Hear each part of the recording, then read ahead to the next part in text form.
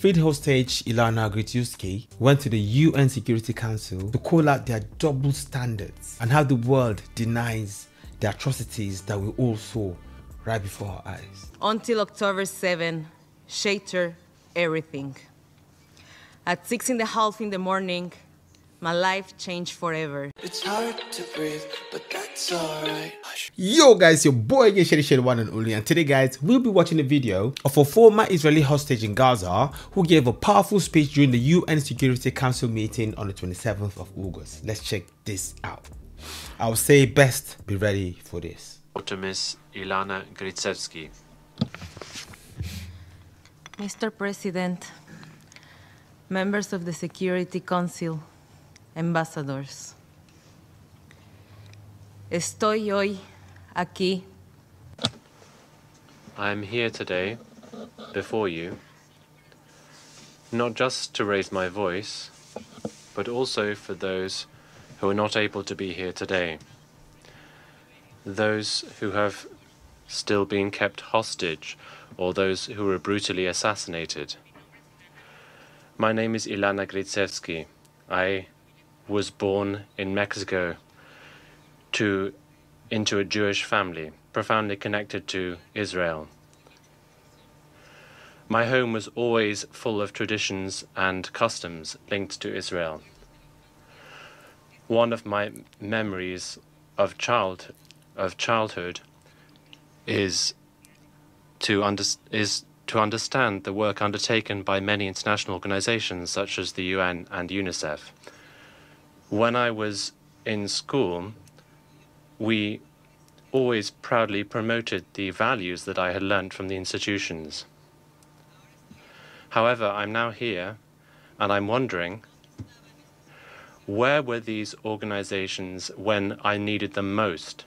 I made Aliyah to Israel by myself. That decision was driven from my need to feel safe. Safe in a country which is free of danger from delinquents and cartels. A country where I can feel connected to my people, its culture, and have a future. Leaving everything behind wasn't easy, but I knew I was on the right path. Near us, a kibbutz near the border with Gaza, I built a home with my partner, Matan Sangauker. Our life was simple, ordinary, full of plans. I owned a bakery, and later I was a manager of a greenhouse. Until October 7, shattered everything. At 6:30 in the morning, my life changed forever. That morning, Matan and I were sleeping at home, surrounded by everything we love. Within minutes, terror was upon us.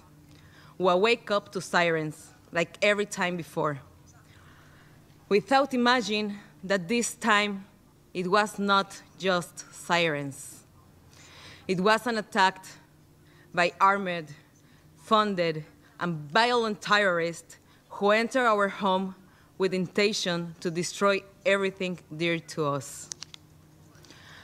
At first, we heard gunshots and shouting in Arabic, and immediately realized that hell was before us. And people say Israel targets civilians. Is she not a civilian? Some people say every Israeli serves in the army, so they are not really civilians, but she is clearly a civilian from Mexico. You can even hear her accent. She decided to move to a land where she could be free and have a brighter future. But here she is, her life was almost seized from her. I'm glad she's saying it at the UN because the whole world is trying to deny the horrendous acts of October 7th. Please tell the UN. We look ourselves in the same room. Matan holding the door with all his might. Wael tried to calm our dog Nuni and keep him quiet, but we already know. They were going house to house in our kibbutz, near us, looking to kill, kidnap, and rape. It was our turn. They broke into my house, shooting in everything direction and breaking everything until Matan could no longer hold the door of the safe room. At that moment, we jumped out the window in an attempt to escape death. In that moment, I lost contact with Matan. I hid behind a cabinet on the back porch of my neighbors, Gadi and Judith's house. Gadi Haggai and Judith Weinstein Haggai, like so many others in Iros, were murdered on October 7, and their bodies were taken into Gaza. They were murdered and their bodies were taken as well. Okay, I didn't hear this bit. They took dead bodies as well. Crazy. Slowly, I hear the sound of dry lives breaking and the shout of terrorists approaching. And then they grabbed me by my hair, hit me on the stomach, causing me lose my breath. They dragged me across the floor, lift me, and throw me against the wall. They put me guns at me, tried to fill me with my phone. I raised my hands, told them I was Mexican, begging them not to hurt me, not to rape me, not to shoot me, just let me go. The only thing I could think was why my family have to see me end my life like this. The terrorists beat me, humiliate me, touched me all over, threw me on the motorcycle, and took me to Gaza. I saw Niros, the place where we built our life, turned to ash. On the way to Gaza, when they start to touch me and sexual abuse me, I passed out physically and mentally. I couldn't handle it anymore. I guess my body prefers to shut down. They beat me because for them, I was a prize. But she was Mexican though. I mean, she is Mexican. I mean, they could hear it from her accent. I wake up in a storm rain house, lying half naked on rocks, surrounded by Hamas terrorists. I had to beg not to be raped. I'm telling them I was on my period. At first, they didn't understand if I was on my period or I was pregnant, but nevertheless, that made them leave me alone. They threw me a hijab, a dress, at me, and ordered me to get dressed. I didn't know exactly what had been done to my body in those last minutes when I was in condition. But my soul already knew nothing will be ever the same.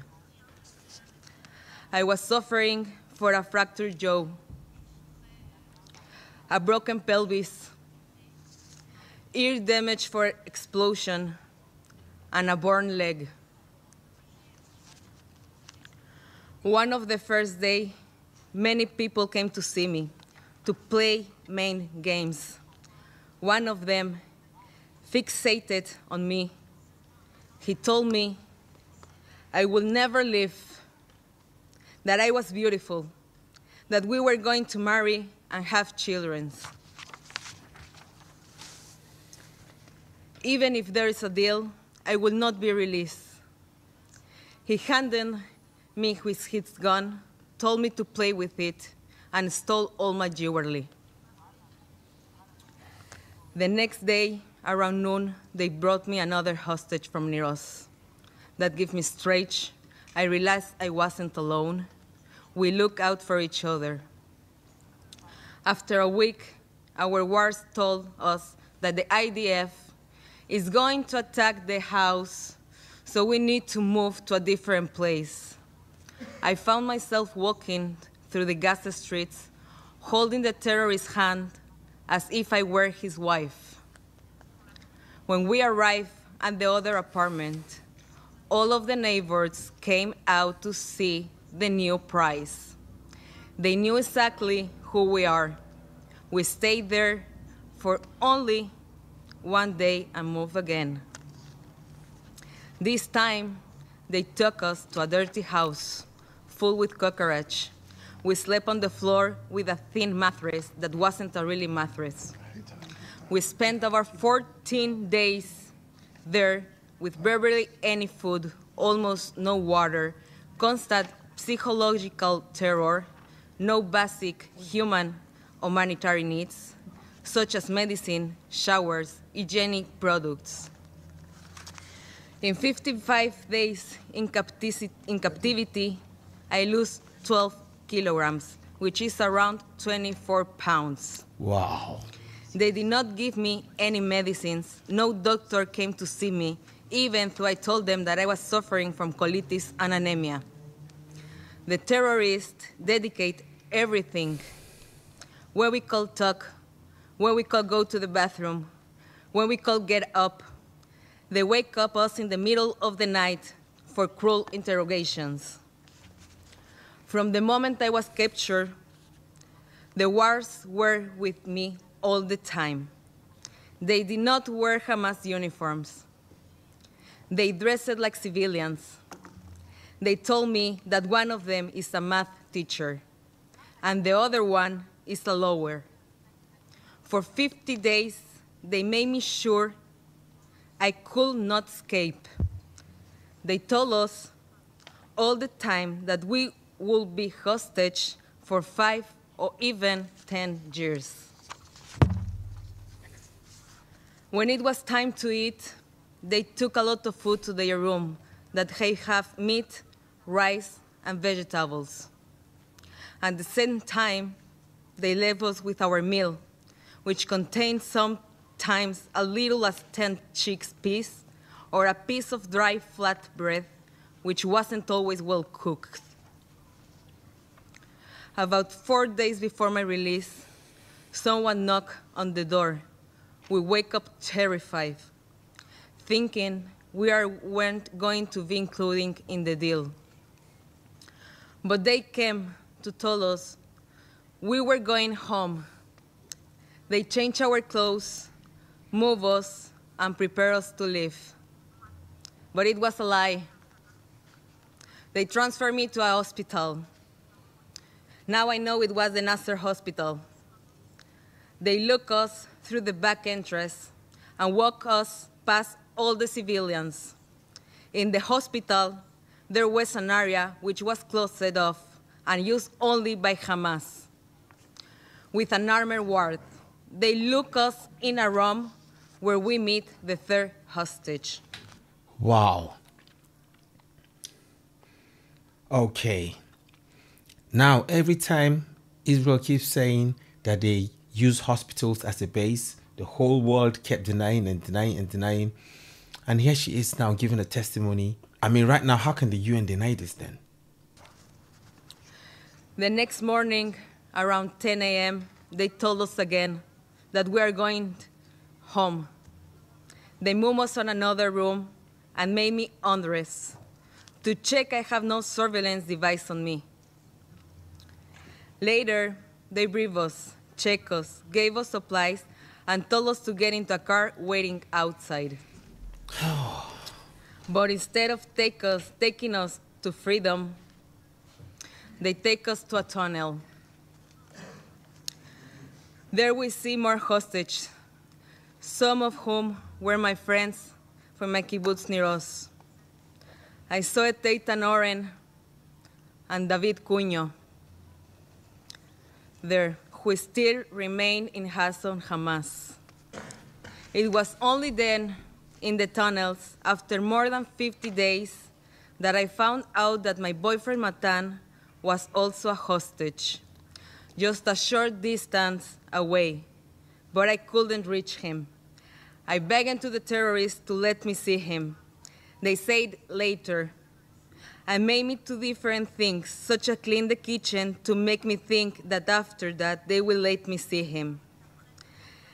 Later, never came, and did not get to see Matan. The next day, they told me I was leaving. I refused.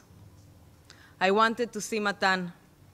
I knew that if I would leave, my soul will remain there in Gaza. But they didn't let me stay. So I left with a hold in my heart. I promised my friend I will do everything in my power to bring them home. And now I'm keeping that promise. People see my face and think I'm free. But freedom is not a switch you can turn on and off. Trauma doesn't vanish once you are released. Now, with every siren, every rocket for Iran, Yemen, or Gaza, I'm throwing back into the held. The difference, I have a safe room. Matan doesn't. He is still in Gaza. You hear about what Hamas has done on October 7.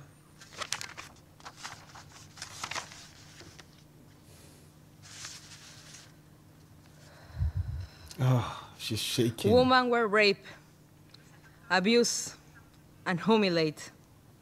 And the world chose silence. Why is our pain treated as less? Why our histories questioned, denied, erased?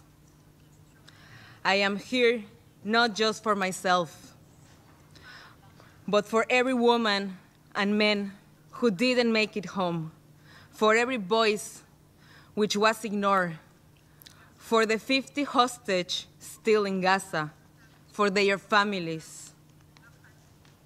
I'm calling on human rights groups and everyone who claims to care, stand with us, speak up, demand the truth, because silence is betrayal.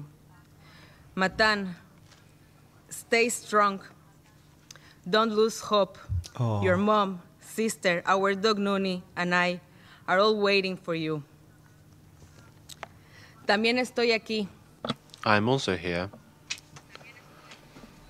I'm also here today as a Mexican woman, because that's where I was born, where the cartels kill and torture people. They call them as they are. Terrorists, criminals, delinquents.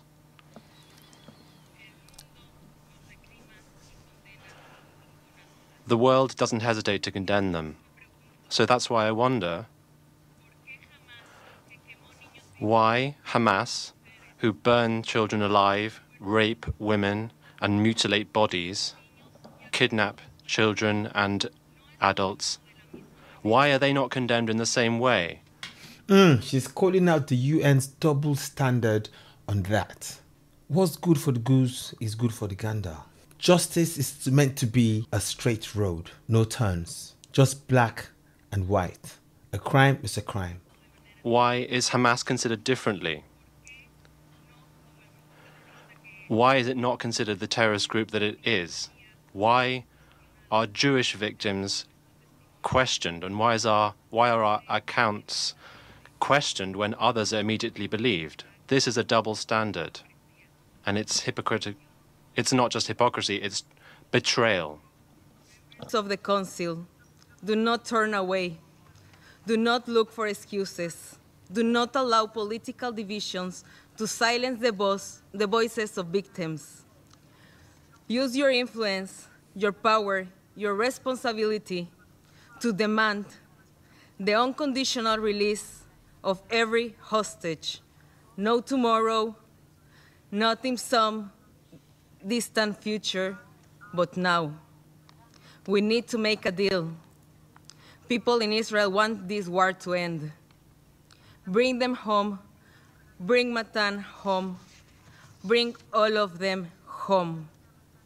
Only then I will be able to begin to heal. Only then can the hostages' families begin to heal. Only then we will begin to believe again in the values that the Council was created to uphold. Mr. President, Excellence, I was released after 55 days, but my soul remains in captivity with Matan and all the hostages. Until they return, no one of us truly free. Thank you so much. Wow. She didn't hesitate to call out the double standards of the UN. She called it straight. She hit the hammer on the head. Why is there so much double standard? Why is one group condemned, whilst another group is not condemned when it commits the same acts? She just wants justice. The world should come together for justice. No discrimination in that at all. The whole world, we all saw the atrocities of October 7th, but the world keeps denying it. And the narrative some people use is, this is resistance. They've been occupied. This is resistance. All I say to people is, know your facts, know your history, search, look thoroughly, do not use emotion or sentiment. Be unbiased when it comes to conflicts like this. It's sad, it's harrowing. I do not wish this on anyone at all. Anybody, whoever you are, I do not wish this on anybody at all. There are better ways to find solutions to this. I've researched so much and checked and seen so much that's been going on. At some point, I believed that the war was about land, but after I researched and I saw the peace effort and how it's been thwarted over and over and over again, I just realized that it's beyond that. Now that she shared her testimony, you can see she's clearly Mexican. She shouted she was Mexican, but that didn't really matter. She was still taken as a hostage, even though now she's been released. But still, it goes to show you that this war, the conflict there, is beyond a fight for land. It is sad indeed. I hope the whole world open their eyes and fight for real justice. Take out the emotions, take away the sentiments, fight for real justice for everyone, because you could be next. My prayers and my thoughts are with all those that are suffering, all those that are oppressed. I hope you guys got something from this video, guys. I won't catch you in the next one. Peace. Oh, I love you more than words can say. You are me. Oh, you are the light that shine in my way. You are me. Oh, I love you more than words can say. You are me. Oh, you are the light that shine in my way.